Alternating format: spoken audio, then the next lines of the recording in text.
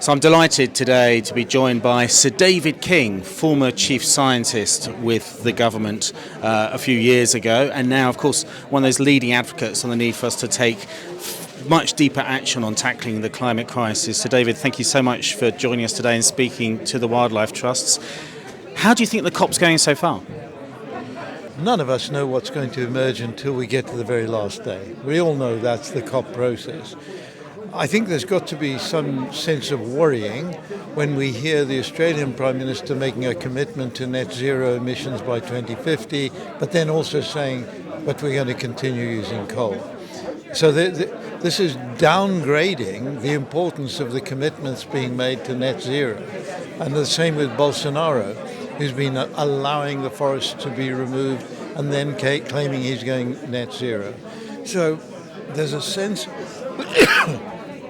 It's a sense in which hypocrisy is what is emerging as people try to be better than everybody else. In the margins, which is a critically important part of COP, because we're all here together, and outside the negotiations themselves, we have what I'm calling the moment. And the moment of COP is where things really can happen. And that's not just in the individuals, it's people who really matter having critically important one-on-one meetings. Great. You talked there about how important it is to actually make sure that countries keep to their pledges and deliver on those pledges. You know, what are the mechanisms that maybe the UK should be exploring more for doing that? George Eustace mentioned on Andrew Marr about the possibility of using trade deals for that, and certainly the Wildlife Trust, we think no new trade deals should be signed unless it absolutely hardwires in some of the commitments made here at Glasgow. What do you make of that? I think absolutely right. What sort of follow-through do we have on the commitments made in 2015, the nationally determined contributions? There's virtually no real effort to see that we have a follow-through. And if we did have, this would expose the hypocrisies that we all know are happening, I'm afraid, more often now than before. Now, what we are trying to do is see that we can pull together the biodiversity issue and the climate change issue in a means that where we're seeing that we can repair both. Can we repopulate the oceans, not in the sense that we can return to where they were 400 years ago, with perhaps 100 to 500 times more fish and mammals in the ocean than we have today? Vast areas of oceans are now deserts. Can we put that together, see if we can regenerate fish stocks and whale stocks in the ocean in a way that also takes up carbon dioxide? Now, I believe we can do it. What we've learned is the critical function that whales play within that entire ecosystem. And it's just interesting to note. We sought whales for their blubber. The first oil discovery were whales. And then we eliminated whales right down to about 0.3% of where they were before. What we didn't understand was, in fact, there was a belief as we removed whales, there'd be more krill and fish for us. But actually, it turns out the whales perform a critical function that allows the fish to expand. So let me just expand on that.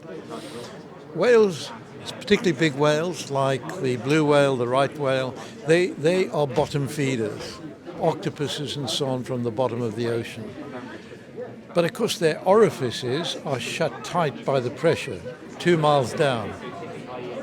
They have to come up for breath and for emitting poo onto the surface of the ocean. You get a pod of whales coming up, and this still happens today, and together they are defecating at the same time. You'll get perhaps 10,000 square kilometers of very thinly spread excreta from these whales. Within a month, that area is green with phytoplankton. Within 3 months, 1 billion fish. So now the question is, can we create this pattern of behavior artificially by creating, if you like, artificial whale poo and spreading it on the surface of the oceans? And that's really what we're going to begin doing next year in the Arabian Sea. We'll only do it in the deep oceans. It is an experiment, but I believe it's got a very high probability of success. We could remove tens of billions of greenhouse gases in 40 years' time, and by that time we leave the whales to do the job. Fantastic, thank you very much. So, and one final thing, I mean, why do you think for too long, really, the climate debate and the nature debate have been seen as quite separate, when really, of course, they're inextricably linked? Why do you think that is? Why is it that they've been in different boxes for so long? We operate in a system globally now, human beings, of subdivisions. We all become experts in given areas, and we don't look outside our area of expertise. So I think this is critically important. The climate science community, not too many of them know too much about biodiversity. Right?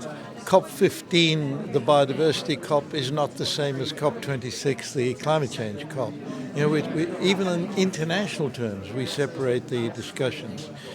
We in Cambridge are focused on looking at natural solutions to all of these global problems. We don't believe we should be using non-natural processes. Now, we might, like my story about the whales, have to imitate what they did in order to regenerate their populations. So David King, former Chief Scientist for the government, thank you so much for speaking to the Wildlife Trust today.